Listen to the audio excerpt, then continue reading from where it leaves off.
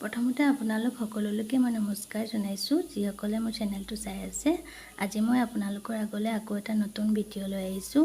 এই ভিডিঅ'টোত মই ভেন্দি, বিন আৰু ভাতকেৰেলাৰ এটা ৰেচিপি লৈ আহিছোঁ। আশা কৰোঁ আপোনালোকে মোৰ এই ভিডিঅ'টো চাই ভাল পাব। আৰু যদি ভাল পায় তেনেহ'লে চেনেলটো ছাবস্ক্ৰাইব কৰিব, লগতে লাইক আৰু শ্বেয়াৰ কৰিব। তেতিয়াহ'লে আহকচোন এই ৰেচিপিটো বনাবলৈ আৰম্ভ কৰোঁ।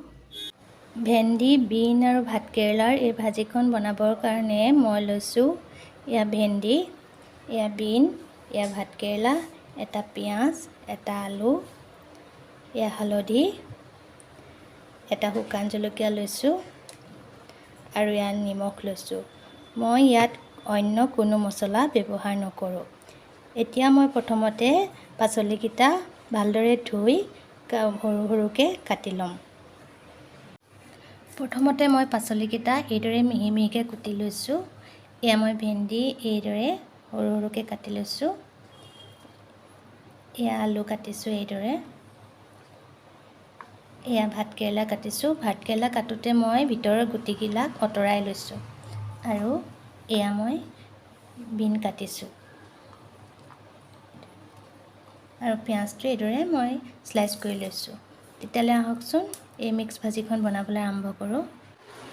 এয়া মই কেৰাহীত তেল লৈ লৈছোঁ।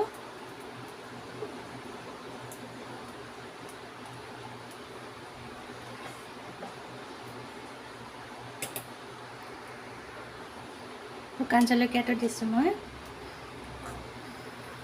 আৰু ইয়াত পিঁয়াজ দি দিছোঁ।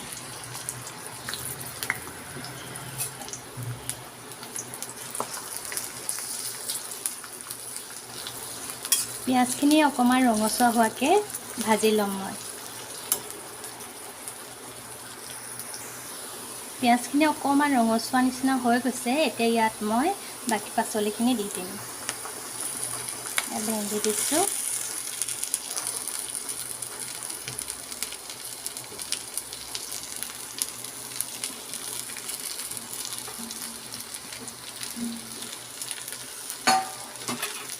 আৰু এতিয়া খুব ভালদৰে মই লৰাই ল'ম।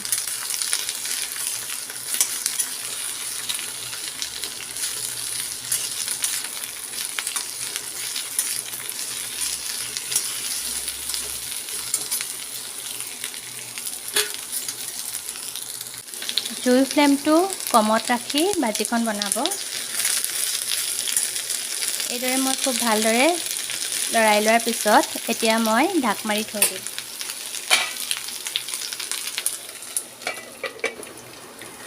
জুইৰ পৰিমাণটো একেবাৰে কমাই ৰাখিব।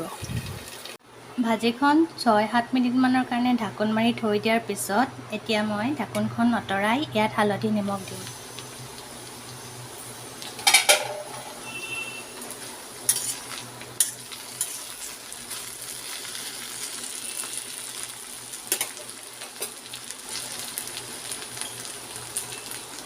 এয়া মই এচামুচ জোখত হালধি দিছোঁ।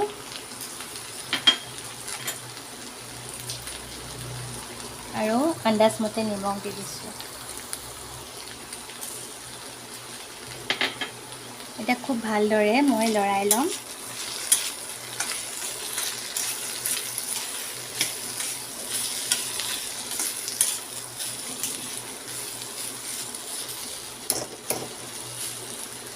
আকৌ পুনৰ মই ঢাকোন মাৰি ভাজিখন ভালদৰে সিজিবৰ কাৰণে থৈ দিম। জুইৰ পৰিমাণটো একেই কমত ৰাখি বনাব। 6-7 মিনিট হৈ গৈছে। এতিয়া ঢাকোনখন আঁতৰাই ভাজিখন খুব ভালদৰে লৰাই দিব।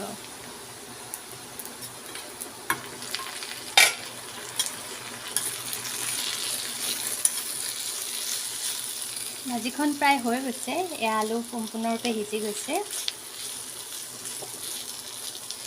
এতিয়া জুই মই অকণমান বঢ়াই দিম আৰু ভাজিখন 3-4 মিনিটমানৰ কাৰণে এইদৰে মই ঢাকোন নোহোৱাকৈ সিজিবলৈ দিম।